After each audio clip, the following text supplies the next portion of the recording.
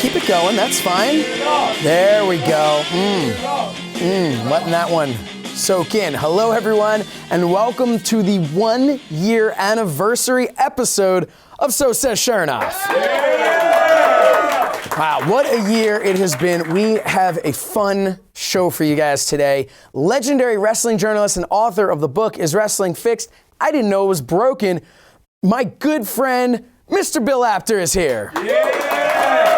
But before we get into that, let's take a look at the month's headlines.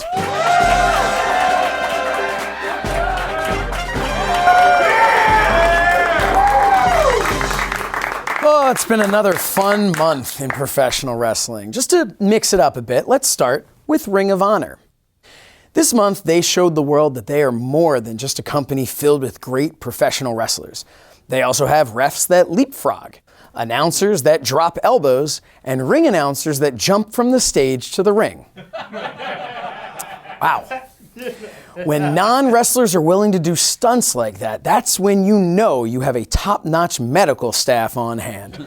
They're just comfortable knowing that if one of them was seriously injured, they have their pick between a part-time chiropractor and a couple of mid-carders ready and willing to give it their best guess on how to treat them. So ROH has been under fire lately after former producer and disappointed JV basketball coach Joey Matthews left the company. Joey went on a Twitter tirade calling out the ROH general manager on a number of pretty controversial subjects, from a lack of concussion protocol or really any medical staff whatsoever to a lack of security. In response to all this, ROH sent out a hashtag ROH Strong tweet with somewhat of a family photo. Like most family photos, half the people didn't show up, and half of those that didn't really want to be in the picture anyway. Ring of Honor has been sliding by for a while now on mainly two things: great in-ring talent and the memory of what once was. Not who founded the company. They really don't want you to remember that. Hopefully, now that some light has been shined on some of these subjects, ROH might address the issues.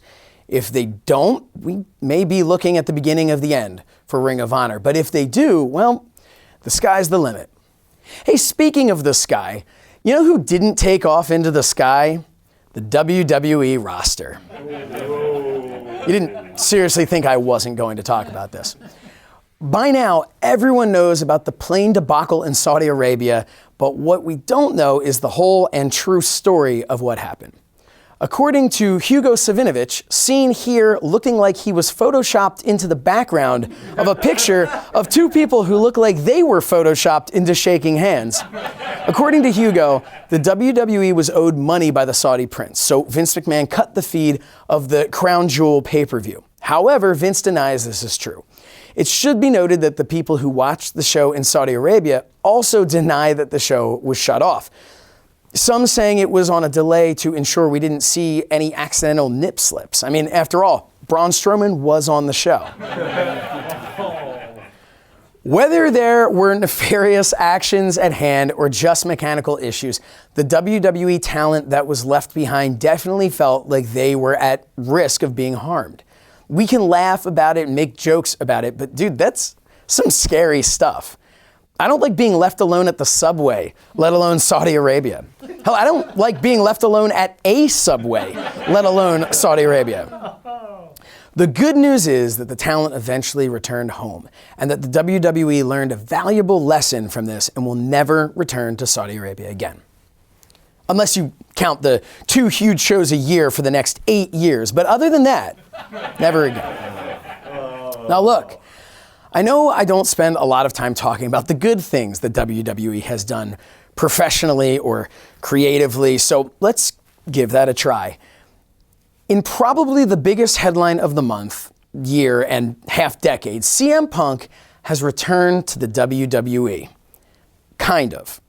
He is now reported to be an occasional host of WWE Backstage on FS1.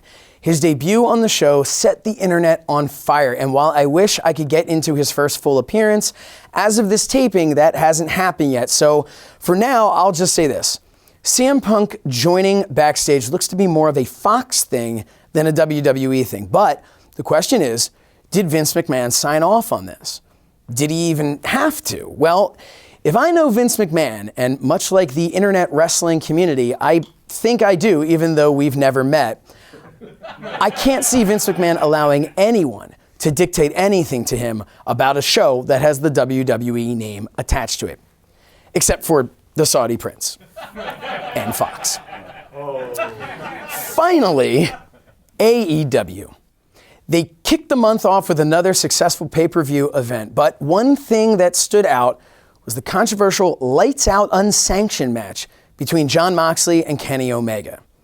It was intense. There was barbed wire, there was glass, there was an ice pick, there was more barbed wire, and there was this face that says, "I'm happier swallowing glass than I am getting vaccinated on Monday Night Raw."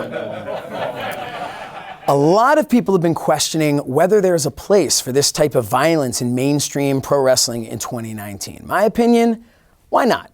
Look, I have gone on record as not being a fan of today's deathmatch hardcore wrestling, but I respect that for some, it's their thing. Personally, if I have to compete with a guy like Joey Janela, I want it to be a hardcore game of Jenga. Whether you liked the match or not, you can't deny that it's different than what you see in WWE, and for that, they should be celebrated. The same way I celebrated backstage with my good friend Sammy Guevara. Now, if you'll excuse me, I need to go pick up that name I dropped. We'll be right back. The best in rock and the best in wrestling come together in the Rock and Wrestling Podcast, hosted by Nick Newman, with weekly guests including Frankie Kazarian from AEW, Eric Bischoff from 83 Weeks, Tony Schiavone from What Happened When, Dizzy Reed of Guns N' Roses, and Rudy Sarzo, formerly of the Ozzy Osbourne Band. Download on all major podcast apps, keep up with us on social media, and check us out on Patreon. The Rock and Wrestling Podcast. Download it now.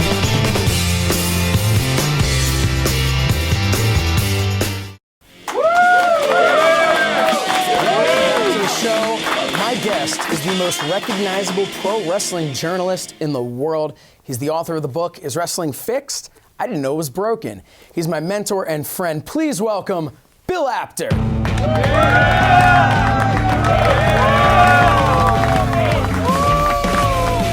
you. Wow, what a crowd. Hey, Josh. For being here. Well, thank you for having me here. You know, this is really weird. You know why? Why? Because I'm used to being like So Says Apter. I mean, I'm used to hosting these kind of shows. Yeah, well, it took me a year to be able to flip the script on you here and be able to be in the slightly taller seat, I think. Yeah, you are. And also, I'm going to pretend that was an accident that my seat is taller. Is it really? I think it is. You know what? I can be taller if I take off the OneWrestling.com hat and I show my comb over. Oh, okay. You notice how much taller I get? Looking good. Now, you need to respect the comb over. That's it. That is great T-shirt. A you wonderful came up T-shirt. With that. I did, out of respect to the comb over. We should start, maybe we'll talk about that. One of the reasons, this is obviously the 1-year anniversary show. Yeah, congratulations, by the way. Thank you very much. Everybody, come on, yeah. You know, the reason I wanted to have you on here was because all of this really began for me because of you. And we can go back to, well, thank you. We can go back to when I was 9 years old and you moved into my neighborhood. Yeah. Obviously, knowing you for as long as I have, all I want, even before I met you, I just wanted to be in the wrestling business. I wanted to be a professional wrestler. Yeah. I remember vividly one time having a conversation with you at my friend Andrew Sagan's graduation party, high school graduation party. Shout out to Andrew Sagan. Yeah. And I remember you saying to me, you know, I see you, because I was training with Afa, the Wild Simone at the time. Yes, I remember you that saying, well. I see you as being more of like maybe like more of an interviewer or behind the scenes and more of that. And I remember like thinking to myself, like I wasn't offended, but I was kind of like, well, no, I want to be a wrestler. Like, I don't want to do that. No, I was trying to offend you. Okay, all right, well then good, then, all right. But it's funny because after 9 years as a wrestler and doing all that, I took about a decade off from the business. Really just didn't think I would ever do anything in wrestling again. When we reconnected and I started doing the show with you at Apter's Alley on YouTube, and yeah, I brought you down to Apter's Alley because we reconnected, like you said, and I showed you the setup I had, which is incredible, live on YouTube. Yeah, and we just chatted away, and I had people send me rankings, audio rankings, and everything was just lined up. And I brought you down, and then one night you said to me, you said, you know, people these days are, you know, you keep up with all the trends. Why aren't you doing a podcast? And I had done one with Nick Houseman, which I loved, but after, I don't know, about 26, 27 episodes with him, I was just kind of like, I want to stop for a little while. I need a break. Well, it's a lot. It's a commitment. Took the whole week. Yeah, when people are expecting, people are Yeah. expecting this every single week, and it takes a lot more than just that hour sitting down to do it. But then you asked me. You said, "Well, would you consider doing a podcast again?" I said, "Yeah," and you said, "With you," and I said, well, "Why don't we give it a shot?" And that put the key in the ignition. And we had Hulk Hogan. Our first guest, yes. Yeah. People have said to me, which is very flattering, when they say, you know, oh, you seem so comfortable when you're doing these interviews with these big stars and stuff. And I always tell them, my first interview that I ever did was with Hulk Hogan. Yes, you, me, and the Hulkster. Yeah, so it was kind of like, no offense to anyone else, and I've been able to interview some incredible people. Yeah. But from like a nerve standpoint, like that, I got out of that pretty quickly working on the Apter Chat with you, because it was Hogan, it was Sting, it was Taz, it was Rey Mysterio, it was all that. So, you know, again, not that anyone else is beneath them. I forgot that whole list of talent that we had on that. So it was... You put the pressure on, though, because we taped, what was it, Wednesday nights? Yeah. We taped Wednesday nights, and by Tuesday afternoon, you were like, who have you got? I said, I'm working on it. I had to meet your expectations. Yes, yeah, but I did, you know, really. but you did every single time. Thank and you. Ted DiBiase was another one they had on there, and no, it was great. One of the things that you did when we first did the YouTube show together, I came there. I didn't know what should I dress like, what should I do. This was the first time that I was ever appearing as myself in the wrestling world. Yeah. And I was wearing, I think, just like a dark blue polo shirt or something like that. And afterwards, you said to me, "You need a gimmick. You need to like physically have some sort of a gimmick." Because you looked like everybody else in the business. Yeah. And that was my thought. I thought to myself, if someone was to ever describe me, they would. What are they going to say? They're going to say, you know, brown hair, average height, you know, wears a suit. You know, when I decided I would wear a suit. So that was when I had the idea that I would do the custom ties. Yes. Yeah. And which has been well received by fans and other people in the business, and it's one of my favorite things to do, and it keeps me on my toes trying to come up with new. But you became, see, I always advise people, like when I saw you there, is that he's doing great, but what sets you apart? Right. So, and that's every wrestler or anyone in the business or anyone that's trying to do a job interview. We have 20 people in line for this job. What makes you different than the rest of them that we're going to remember at this company or whatever? Yeah. And you always got to find that one thing. And I'll tell you, you tied one on. Yeah. And I'll tell you though, and it's worked. I was. You don't have to laugh for that. You know. It's,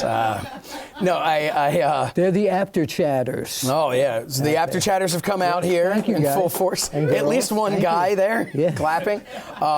So. You know, but it has worked. The tie really has. When I went to Full Gear, and I'm waiting at security, and I needed my pass, and when they sent to give my pass, the person they sent with, they said, "How will I know who he is?" And they actually said, "Oh, he'll have like an AEW tie." Yeah. They didn't even know that I had an AEW. But that's your trademark now. But that was the thing because I have it for each show that I'm doing. So. Obviously, we did 30 weeks together on the Apter Chat. Yeah, it was great stuff. It was a lot of fun. One of the biggest questions. But wait, I'm going to cut in here. Okay. It feels just like the Apter Chat all over again. Right. You know, well, this is what we did. Yeah. So one of the things is that you tried to bring out a side of me on those shows that did not. And Stu Sachs from PWI talked to you too, and he said, "Put him on the spot, nail him to the wall." And I was like, my character, if you want to call it character, has always been the guy that the easygoing reporter. I never gave things away. I never did spoilers. And every week you would go like, "Oh, come on, Bill, Triple H, really? You like to?" He's, people say this about right. him. And we did get a lot of, we would get feedback that they wanted, dirt. People wanted dirt, but that's not you. I'm and not I a remember dirt guy. Jim Cornette had told you, and he said it again on the show. Yeah. Had said your book is Wrestling Fixed. I didn't know it was broken. Thank you. We've done that a time or two. Jim Cornette had said to you that... Can I do it? Yeah, absolutely. Jim Cornette's voice, he said to me on the phone, he says, "You know what's wrong with Bill Apter's book? He doesn't bury anyone. The book sucks." Because that's you. That's always been your personality. Correct. You said it was maybe kind of a character, but it really, in a lot of ways, isn't a character. It's just you. It's just the way that you are. And it's why you're as respected as you are in the business. So we'll talk a little bit about some of what's in your book. Okay. Because, hey, we got to move some copies here. That's what we're here for, right? Well, and the book is now almost 5 years old. Yeah. And it's still selling. I just recently did a book signing and show at Barnes & Noble. See, that's the other thing. When the book came out, I went to Barnes & Noble 100 times, and there's always this one author sitting there, and people have just, "Oh, hi. And I didn't want to be that guy. So what I do is I put on an hour and a half show based on the book with videos, music, nostalgia, stories. I bring gimmicks from Apter's out. I brought some of them here today. Yeah, you know what? Why don't we bring some of those out right now? Do you people want to see some of the gimmicks? Yeah! Hold it down or we'll have to clear the room. All right. They are never this energized for me. So this is the original Pro Wrestling Illustrated tote bag. It's a collector's edition. Yeah. And inside here, I brought some. So back before there was digital, do any of you in the audience here know what? Any of you Be careful, it's going to turn to dust. know what this is? VHS tape, right. So this, you used to put these things into a machine called a VCR, and you could watch. So before WWF came out with their Coliseum videos, we were ahead of the game. Yeah. Pro Wrestling Illustrated, along with John Berzicelli, who's a congressman from New Jersey, he had a studio in New Jersey, and he wanted to team with PWI and do a video called Lords of the Ring, Superstars and Superbouts. Yep. And this was the very first pro wrestling videotape ever, and I was thrilled that I was sitting here, and over there was the Dean of Wrestling Broadcasters, Gordon Soley. Wow. I got to work with Gordon Soley doing this thing. So this was the very first commercial videotape wrestling. So this is my book, is Wrestling Fixed. I didn't know it was broken. So this is the audio book. Ah, there we And are. someone here in the audience said, didn't you say you have the audio book? Correct. Yes, so thank you for getting that. This is available. Thank you for pointing out that we have an actual audience. No, we do. We have a large audience. Because, thank you. Yes. Because people are constantly, that laugh track's terrible. No, it's like, what I no, want- they're terrible, Is not it- the laugh is it- track. well, since we're taping I'm this, kidding. See, you've hosted things before, but you've never turned your audience against you. but however, this is Wednesday night, and I know for a fact that we're taping this at Montgomery County Community College, and in Montgomery County, Wednesday nights is when they let all the people from the correctional institutes out. Absolutely. Okay, They're so big thank fans you of for yours. coming. Yeah. I appreciate that. So I showed you VHS. Yes. This is a history lesson here. You guys didn't know you were getting that. This really is. So let's see, does anyone know what this is? Oh, what is it? It's an audio cassette. So when I was on the road all over the world to do interviews, there was no video cameras back then to do them with like I do on the Apter Chat.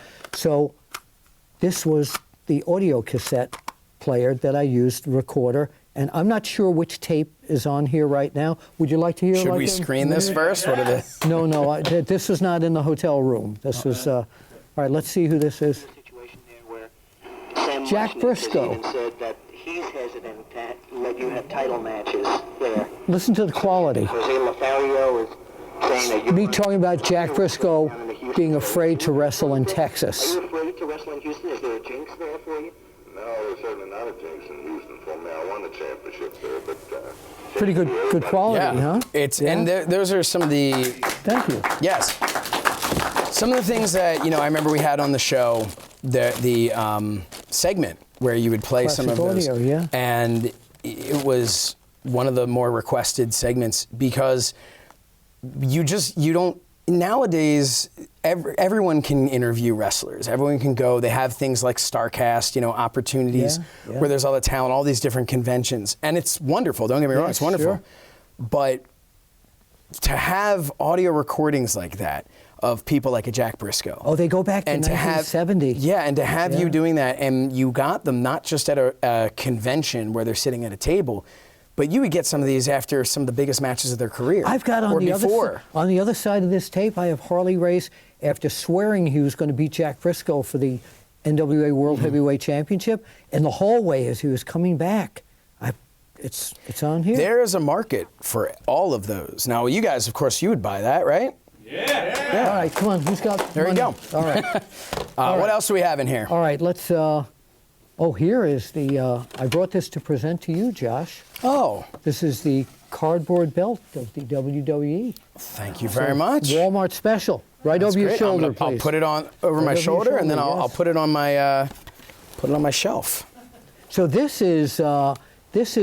I was at Stu Hart, the father of Brett and Owen and all the other Harts, had an 80th birthday party, and he gave me this hat signed by Stu and Helen Hart. Wow. Yeah, and again, we're going back to things that you just can't buy. No, you can't. These Well, things. it depends what you offer. Okay, so this. Ask Zack Ryder. I know about Yeah, that. right. We'll get to that. Okay. So this camera, this little camera, has something in it that during the day, I work for a nonprofit company. I help people with disabilities to find jobs. And there was a lovely lady who said, I'd like to be a photographer. And I showed her this camera, and she says, well, how do you take the picture? And I had film in this. And she, what is film? And I was like, I never feel old. It was close to it. This is the camera in 1971, that I photographed Bruno Sammartino losing the WWF World Championship to Ivan Koloff. That shot of Koloff coming off the ropes onto Bruno, this camera. Wow. Smile, everybody. Yeah, there's no film in it, but yeah. Two more things to show you. This was given to me by Roddy Piper. This was made, handcrafted by Reggie Parks. It was a Legend Award. My dear friend Sal Corrente had me host for years one of the first big conventions called Wrestle Reunion. And we gave these plaques out to some of the legends. And what I didn't know one day is Roddy Piper called me into the ring. He says, I need to talk to Bill Apter. And I get in the ring, and Roddy lifts up his kilt and his skirt. And he says, I've got something for you. And I'm going like, oh my God, Joey Ryan wasn't even born at that period of time. And he pulled this out. And this is one of my, it was handcrafted by Dave Milliken and Reggie Parks. Yes. Yeah, so very cool. Yeah, Very for cool. those of you who don't know, Dave Milliken, who's a friend of the show, and Reggie Parks, who Dave studied under. Reggie Parks made all the championship belts Yes, yeah. for the WWF and WCW. Even UFC. Yes. Yes. Yeah. So, I mean, he was the premier belt maker. So to have something like that this is handcrafted by him makes it even that much more. And you can see if you 2005. turn around on the back there. Yeah. Handcrafted by Reggie Parks. And that is not the only handcrafted by Reggie Parks thing you have here. It's time. I'm glad that it's time. So, does anyone here know about COW?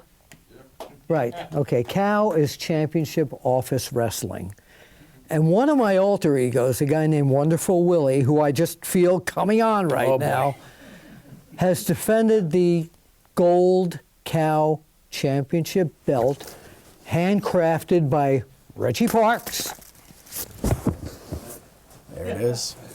Wonderful Willie, okay? Dan Severin, Diamond Dallas Page. Rob Van Dam tried in the office of PWI. He climbed up a Xerox machine and did a moonsault onto me. I survived, retained my title. So what I want to say is, all you people out there who think that in your office you might be the champion, I am the champion. Cal, Championship Office Wrestling. And if you will, Wonderful Willie will take on all comers, but you have to prove yourself. Hit me up on @Apter1Wrestling. That's the #1, and we'll see if you can be a contender. Thank you so much for sharing this. Well, thank Yes. you. Thank you. So much history in Apter's Alley and so much history in your career. One of the things I wanted to talk about, you and Andy Kaufman. So you said it right. I did a show with you for I know. 30 weeks where I got yelled corrected you. at for saying Kaufman.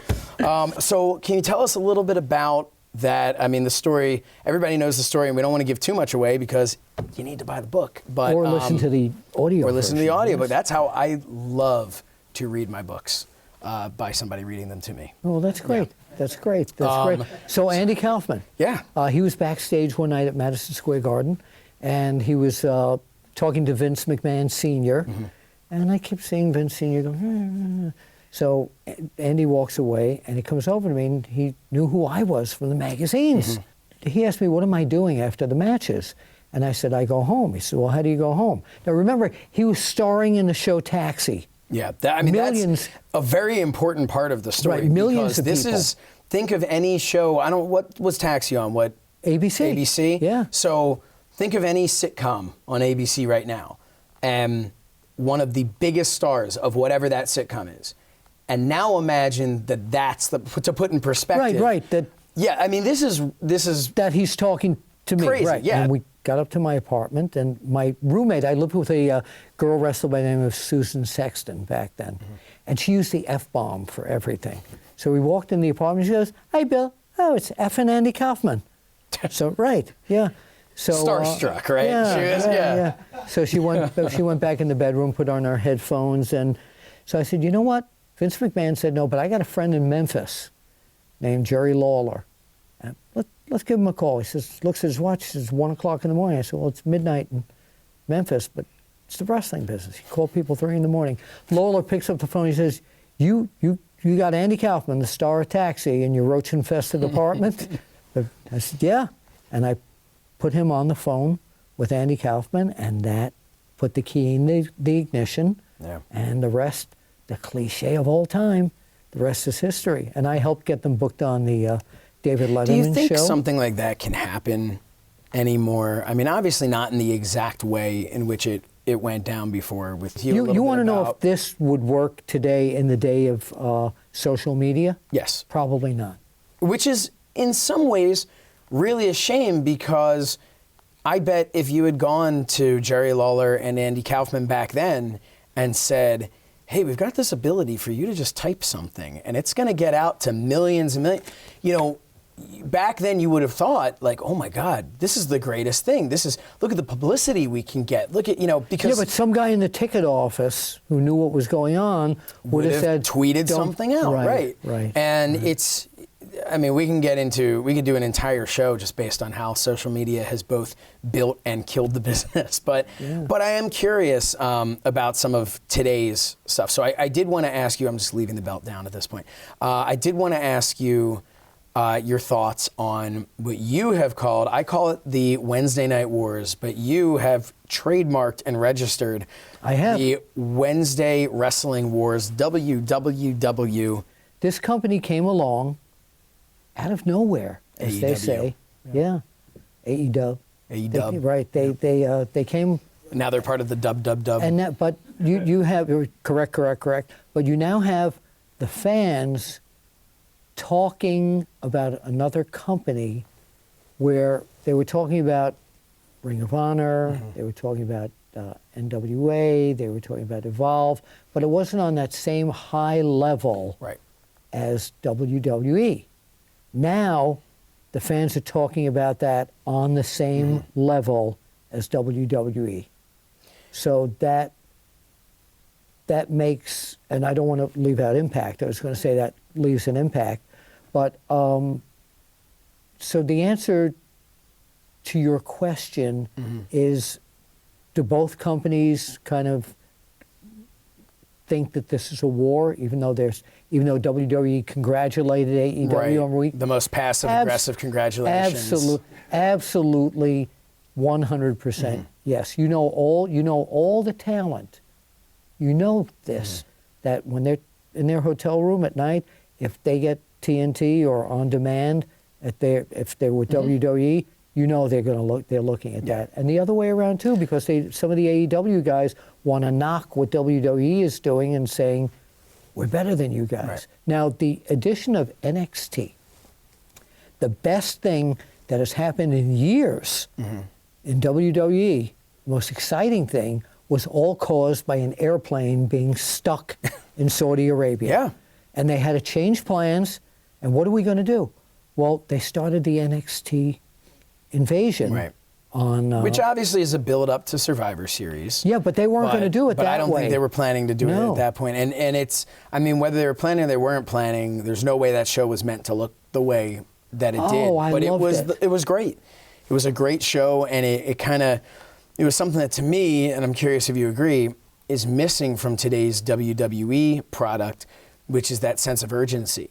That, you know, right now, I mean, they're such a well-oiled machine and put on such an incredible visual production. Yeah. But sometimes it feels way too sterile. It feels like there's anything can happen. You don't have a feeling of anything can happen. But now you do. And on that episode, you did. Right, that episode you did. And I hopefully, after the Survivor Series, that excitement will continue. This had all the makings and all the flavor of that, of an invasion angle, which is what, you know, we... And Lord knows the WWE, if there's one thing they do well, it's an invasion angle. Absolutely. But they, but I don't think in their... I don't think that they thought that this would trigger such excitement like it did. I knew that the guys could do it, but when I saw Daniel Bryan and Adam Cole in the ring, I said, my God, this is going to be a wrestling match. It's not sports entertainment. It's going to be a wrestling match. Are you surprised that as of this taping, and who knows what's going on tonight, but as of this taping, AEW has come out ahead in the ratings. Most recently, they were neck and neck. But AEW has come out ahead in the ratings over NXT. And NXT is on the USA Network. They're on the same network that Raw is on. Yeah. Did that surprise you that AEW's ratings were higher? It didn't, because I think fans who watch NXT on USA have been watching it for ages on the WWE Network. Okay? So they were used to that product. So now a new product comes out of the shoot, and they have this huge audience, which to me is part of that show. Sure.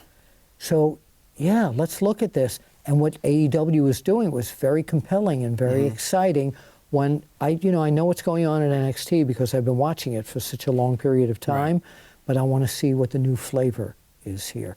What I'm interested in is I want to see 10 to 12 weeks in what's going to happen. Now that things have changed, in who in Raw or SmackDown is going to show up at NXT. For instance, like a Finn Balor. Exactly. Who's gone back. Exactly. CM Punk.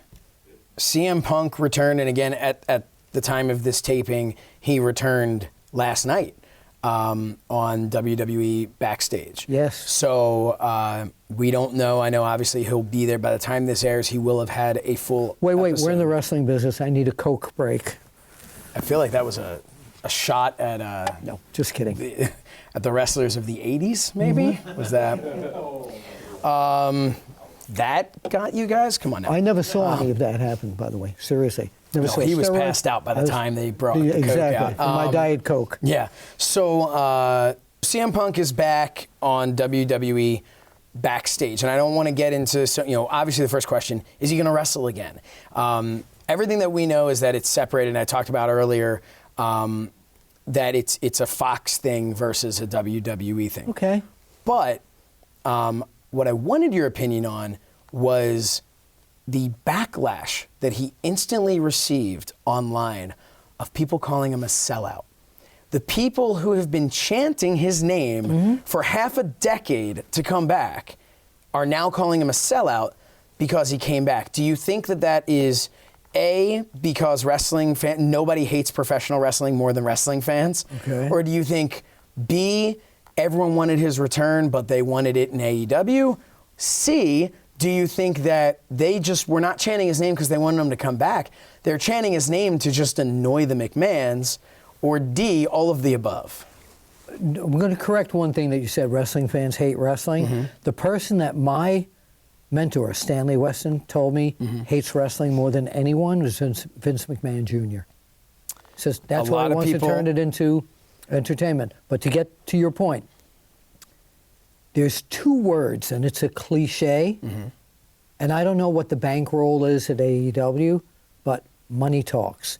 If WWE and or Fox or jointly offered him this deal, he probably went, and I don't have to get in the ring at this point? Right. Sit and do some talking? All I have to do is talk. Huh? You need my name for ratings? Why not? Absolutely. And my prediction is, even if it's Fox that is paying him, if he's on their payroll, he's still mixed in with the WWE product. Yeah.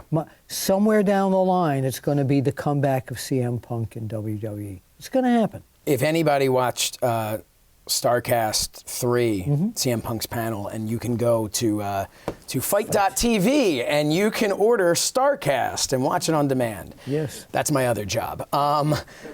He mentioned how excited he was to find out that they allowed people to go on vacation now. So maybe that was what pulled him in. It's a great interview. You should definitely check it out. They always, this gets so much bull duty here. First of all, please watch your mouth when you're on my show. It's impossible to do that. So, but no, that's so wrong, because I was in backstage and everything in that company, and there were guys that were getting vacations and stuff. He was apparently, according to him, he was not. He was asking for it continuously, just time off to, Well, they needed him at that point for box office. Yeah. So when you get into that business, you have to know that this is not the office job. Right. You have to know that it's not going to be regular hours. You have to know that you may not get exactly what you want, but you're getting paid. Do you think that AEW is going to change that culture of the WWE? I don't know. Because AEW seems to at least have a very different culture with their talent, a very different way of, for instance, as of now, they're not, they're touring once a week. They're not doing house shows, and I know it's been discussed they will eventually, but it's also been, I've heard, and I don't know the truth to it, but that it would be almost in a rotating way. So for instance, if you're seen on television that week, you're not more than likely going to be on the house show loop that week, because they're trying to keep their talent healthy. They've talked about circulating people out, cycling them out. Sure. So, if you build enough stars, because no one loves anything more than a wrestler returning after a break, So give them a little bit of break, give them a little bit of time off, help build these other stars, and just kind of, circulate them in. That makes sense, but from a business standpoint, if somebody's hot, they're going to keep them. And regarding house shows, AEW, if you see the trend, other than some of the indies that'll draw 300-400 people, if you see the trend in house shows, one of my correspondents was at the WWE show in Trenton a few weeks ago. He couldn't believe, and Seth Rollins, Becky Lynch, all the big people were there. But a few hundred people in a big building. I think the days of house shows right now, other than pay-per-views being someplace you would go, I don't think house shows are going to have the impact that they used to have. So it's interesting, because if you look at the way things used to be, your television in wrestling was your commercial for your live event. Sure. And now your television for wrestling that's it. That's your live event. That's your thing. At most, it's a commercial for a pay-per-view. Absolutely. So, yeah, these house shows, I think what happens also, if the ratings are dwindling and people aren't enjoying what they're seeing on television, and now what you've done is you say, okay, on television, but tune in because you never know, something crazy might happen. Now you're trying to convince them, say, hey, you know all that boring stuff? Well, we're going to bring it to you, but there won't be any cameras, so absolutely nothing exciting is going to happen. I don't think the fan really thinks that. I think that the fans are starstruck if they want to see a Seth Rollins or a Becky Lynch. But I think that TV, at this point, we got to talk about how the world is changing. Sure. TV doesn't bring in the people to the live shows anymore like it used to. Unless it's So Says Shernoff. Of course. Then we bring the people. Or the after chat, right? Yeah, thank you. So my point is that I think TV is going more and more, as we know, to streaming media. Yes. And I think the fan that watches streaming media doesn't necessarily want to go 5 or 10 miles outside of his house to go see a spot show. Because they're so used to just being able to see it in the palm of their hand. It's like going to a brick and mortar store versus going to Amazon. I think that's a good point. This is how I think the world is changing. But maybe a live television show is that extra little thing to go, I might see myself on TV. I might be, and that's what draws them. Live TV, like a Monday Night Raw or a SmackDown. Right, is going to draw. But I'm talking about the stray Thursday night show in a small town. That's what the indies are there for.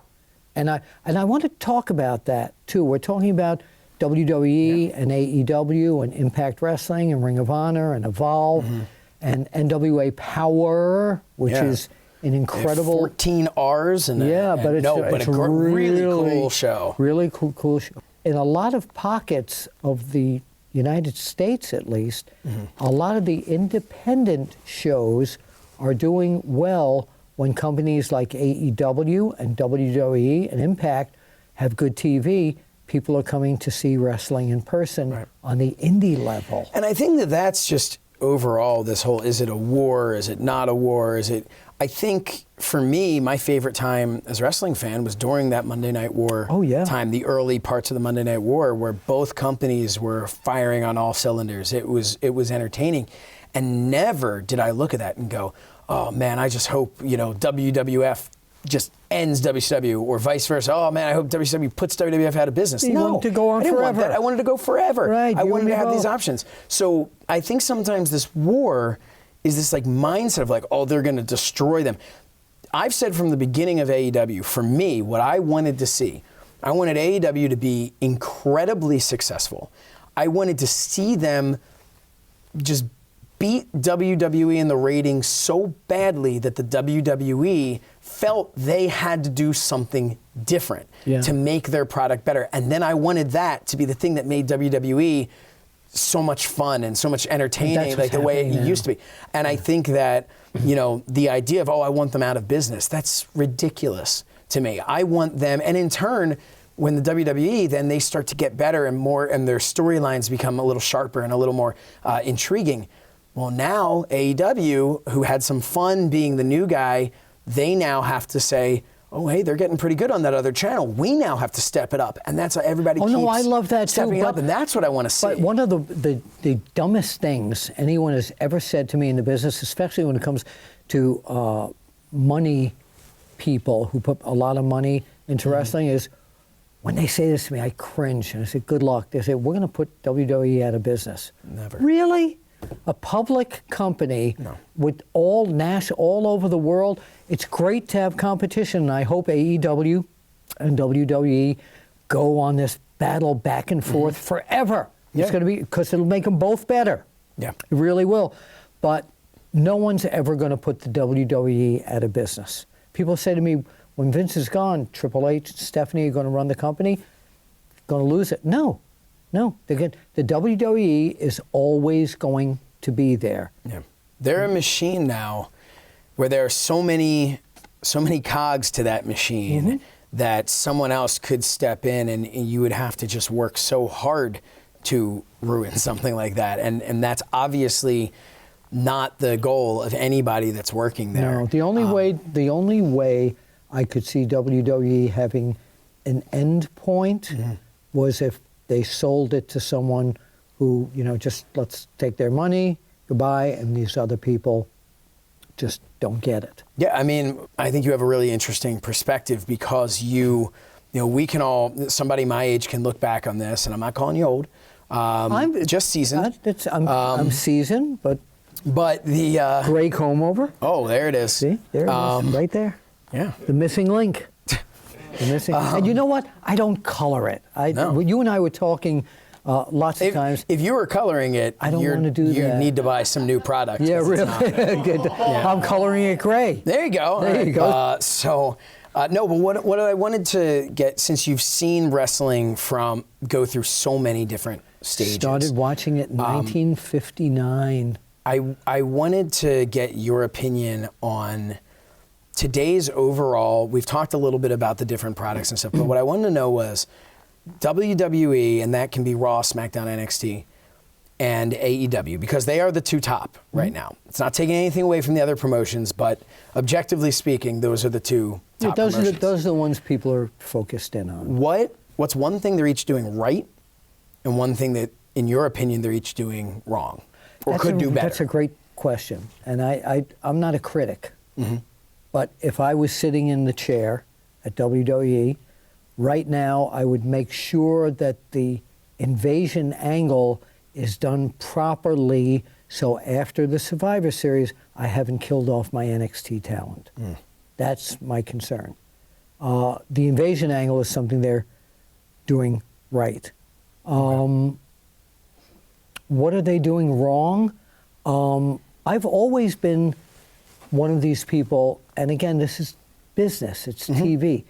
Monday Night Raw, 3 hours. I'd love to see 2 hours. I think a more streamlined product on Monday nights, and maybe that other hour could be something like the FS1 backstage type of show. That's a great idea. Or just a show like Gordon Soley, Joe Pedicino, and I did Pro Wrestling This Week.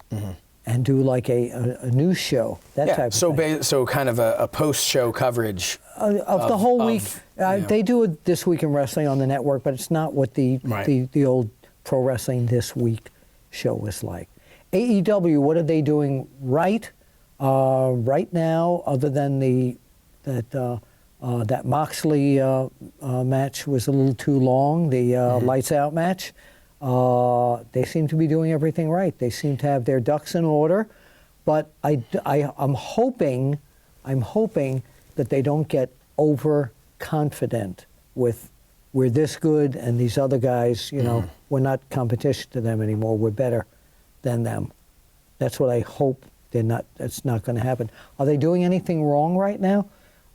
Yeah, some of their guys, when they take to social media, are being sarcastic about the WWE product. Don't do that. No, and that's true, and I think that's something that can be said. You played an interview earlier with Jack Briscoe.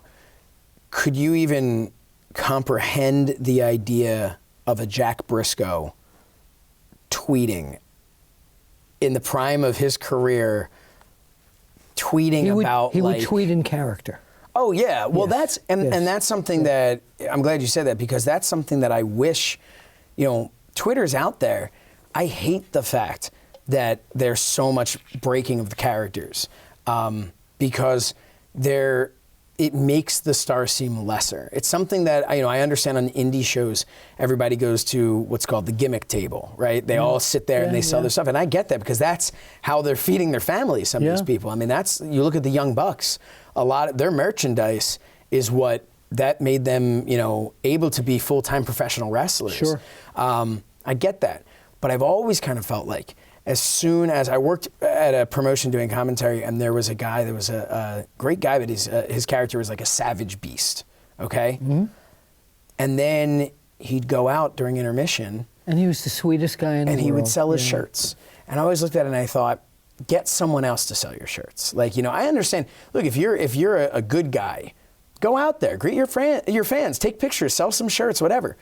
If you're a bad guy, MJF does a phenomenal job of sitting at at a table. He's 24/7. He's MJF. Yeah, yeah. And he just has he knows how to be. Hey, I have a signing to do. Sure, I'm here to take your money. Fine, I'm going to write something derogatory towards you. But I feel like it cheapens this business, and it cheapens an aspect of this business that is so important. It doesn't work. That's why I hate to, when I do an interview with a wrestler in character, I have to put that, like Danny Davis, I saw that, the bad guy yeah. referee. I had to put brand new in character interview with Dangerous Danny Davis. And you shouldn't have to. No, because that's what on these interviews I did on the cassettes, and a lot of times I will do during an in character interview, like when I do the after chats at the various conventions, I will say, you know what, you're old school, let's do an old school interview. And immediately, I did one with Ricky Morton a few days ago, because I wanted to talk about how magnificent his performance was at Full Gear. Yeah, was great. And so we talked about that, and he was shooting, and I was like, I wasn't even comfortable with Ricky Morton shooting, and I said, so why don't we do this? Tomorrow night, you and Robert Gibson, Rock and Roll Express, are going to take on Santana and Ortiz. What are you going to do? Snapped his fingers. He was, let me tell you something. And he went right into it. Yeah. And it was great. It was in character. So I hate the fact, and I know what you're talking about, when George the Animal Steel was around, I remember a time in Albany, New York. I was standing at the Albany Arena backstage, hundreds of cars there, and the wrestlers used to dress in the car area. And a fan got into that area. And I was talking with George Steele, and he was out of George Steele character. And he saw a fan sneak in, and he grabbed a pipe and jumped up on top of a car. Hey, you, go, no! And see, you're laughing. This fan was terrified. Yeah. Fan was absolutely terrified because he stayed in character. And then when they all went out to sign autographs, the bad guys didn't go. The good guys went out there. The bad guys did not sign autographs. Do you think there's a way to ever bring, we'll call it kayfabe, but to ever bring that back to professional wrestling? Sure, wrestling? it's called lobotomize everybody. Yes, that would do. No. Do you think if they just, but don't you think there's a possibility the talent could start just slowly phasing out the more realism and start going into more just everything's kind of in character? Well, that's what AEW is supposed to be doing. But yet, sometimes when I hear their people being interviewed, it's that line of character and not character. A lot of the guys come out of. I want people to be in character all the time. When people still ask me, "Is wrestling fixed?" I didn't know it was broken. Thank you. 9 times. But when they do that, when they do ask me about that, it used to be back in the day when wrestling was wrestling and was before the internet. I asked Stanley Weston, my mentor, if somebody asked me, is wrestling fixed, what do I say? And he says, absolutely not. That's it. And that's what I used to say all the time until I did this. It would be nice to return to an easier suspension of disbelief. Yeah, but I don't see it happening. I don't see it happening. I don't know. I really don't. Well, I guess we'll have to wait and see. What a cliche. That's great. Thank you. I know you love cliches. Before we go to commercial break, I wanted to just take the opportunity now to thank you for everything that you've done for me. I have this platform here because of you connecting me to Mike Weber from Fight TV. Thank you. And everything that I have in this business, I've always told people that even though when we were doing the show, sometimes people would say, "Oh, you guys have difference of opinion and all that," and everyone wanted us to fight. Right. That was Leave Bill alone.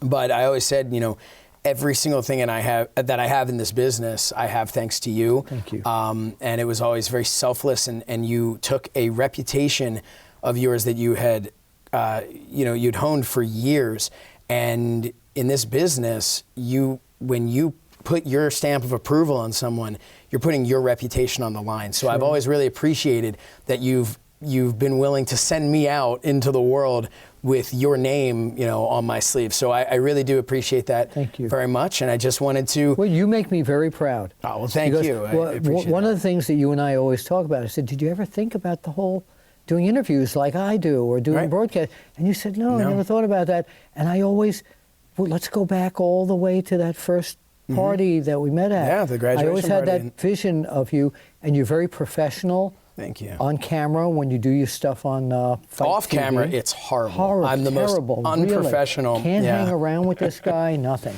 Just ruining hotel rooms. You've established a very good professional demeanor about yourself, and I'm very proud to say that I had something to do. And thank you for thanking me in front of your millions and millions of viewers here on Fight TV. Thank you very much. Can you stick around? We're going to take a quick commercial break. Wait. Yeah?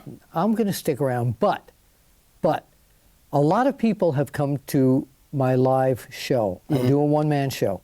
And before I come out, there's a guy who comes out to entertain who is my opening act. And, hold on, 2 or 3 minutes. Okay. 2 or 3 minutes. He's out there, and he took a trip all the way from Las Vegas to come here tonight, and, well, you'll see what he does. All right, well, we are going to take a quick commercial break, and when we return, Bill is going to introduce his guest. His surprise guest. Yeah. You don't want to miss it. We'll be right back. The best in rock and the best in wrestling come together in the Rock and Wrestling Podcast, hosted by Nick Newman, with weekly guests including Frankie Kazarian from AEW, Eric Bischoff from 83 Weeks, Tony Schiavone from What Happened When, Dizzy Reed of Guns N' Roses, and Rudy Sarzo, formerly of the Ozzy Osbourne Band. Download on all major podcast apps, keep up with us on social media, and check us out on Patreon. The Rock and Wrestling Podcast. Download it now.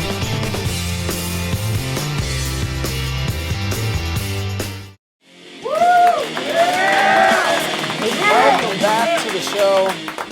He's here. He's here. I just want give one me a more minute. time. Give me a minute. The book is Wrestling Fixed? I didn't know it was broken. And Bill, thank you again so much for being here. I loved it. It is time for you to bring out your guest of honor. Well, and if it's who I think it is, we're before in I for bring him something. out, Okay. you had asked me if I wanted to plug anything. Yes, And please. of course. Where can they find you? They can find me right here. At Montgomery with County Josh, Community right. College. Just come in. 7 join days a week, sitting in the Yes, sitting studio, in the just studio. waiting. But you can follow me at Apter One Wrestling. That's the number one, not the word. You can follow me there. Wednesday nights, most Wednesday nights, live on OneWrestlingVideo.com, and all the archives of all the interviews I've done through the years. Now, Wednesday on night, One I Wrestling. just want to say Wednesday night, you do that show with Mac Davis. Yes, my road Great trip guy. buddy. Yeah. Yeah, he's got some great interviews of his own. He does. As well. He does. He's the best. He's one, we were talking about this because you met him for the first time at WrestleCon. Yes. When you talk about somebody in the wrestling business who's been a wrestler or promoter, he's done everything, he's got to be the nicest guy in the whole world. Yeah, he's a great guy who And a great has a great interviews, has a great energy to him, and a great voice. Yes, too. he Really, does. really good voice for interviews. Well, but yeah, just speaking absolutely. about good voices. Yes. So when I do my one-man show at various places, there's a guy who lives in Las Vegas, Nevada, who opens the show for me. He's my opening act. He is a combination of three of his favorite things. One being Mil Mascaras, Sure. who was my favorite luchador of all time. The other being the Insane Clown Posse. Sure. And the other being Barry Manilow. Who doesn't love all three of them? Really. So he calls himself Insane Bill with one L, like Mil Mascaras, Insane Bill Mascalo. And right now, for the millions of people watching this on Fight TV, ladies and gentlemen, my opening act, Insane Bill Mascalo. Come on out. Yo, yo, yo. Yo, yo. And you know, like I can't smile without you. Like I can't smile without you, Barry. Like I can't laugh and I can't sing to you. I'm finding it hard, yo, to do anything. You see, I like feel sad when like, yo, you're sad, and I feel bad when like you're bad. If you only knew like the things I'm going through, baby. Like I just can't smile without Dusty Rhodes. Dusty, see, baby, you came along just like a song, if you will, and brightened my day. Now, who'd have believed that you were like part of a dream, if you will? Now it all seems light years away, Hulk Hogan. Well, you know, brother, I can't smile without you, baby. Like, I can't smile without you, Jimmy Hart. Hulkster, I can't laugh and I can't sing. I'm finding it hard, Hulkster loves you. Jimmy Snooker, you see, I feel sad, brother. When you're sad, it doesn't matter how sad you are. I feel bad. When you're bad, brother, if you only knew what I'm going through, Macho, I just can't smile. Now, some people say, oh yeah, that happiness takes so very long to find, Vince. Well, find it out there, you're fired. Well, I'm finding it hard, leaving my world behind you. Get out. Apter, you see, I can't smile without you. I can't smile without you. Pedro Morelli. I can't laugh, baby, and I am ready for any kind of action, Bruno, because I'm finding it hard, doggone it, to do anything because I feel sad when you're sad, Mascalo. Yo, I feel bad when you're bad. Like if you only knew like what I'm going through. Like this is it, I can't smile like what without any of you and you like, thank you, I'm out of here back to Vegas. Yo, thank you. Yeah, I think we can do a little. That was great. Insane Bill Mascalo. Unbelievable. What a Fantastic. talent. And he's got a red-eye flight going right back to Las Vegas. All right, well, hey, we thank him for being here. We will be right back. Bill Apter, everybody. Bill. Thank you. See you at the matches. The best in rock and the best in wrestling come together in the Rock and Wrestling Podcast, hosted by Nick Newman, with weekly guests including Frankie Kazarian from AEW, Eric Bischoff from 83 Weeks, Tony Schiavone from What Happened When, Dizzy Reed of Guns N' Roses, and Rudy Sarzo, formerly of the Ozzy Osbourne Band. Download on all major podcast apps, keep up with us on social media, and check us out on Patreon. The Rock and Wrestling Podcast. Download it now.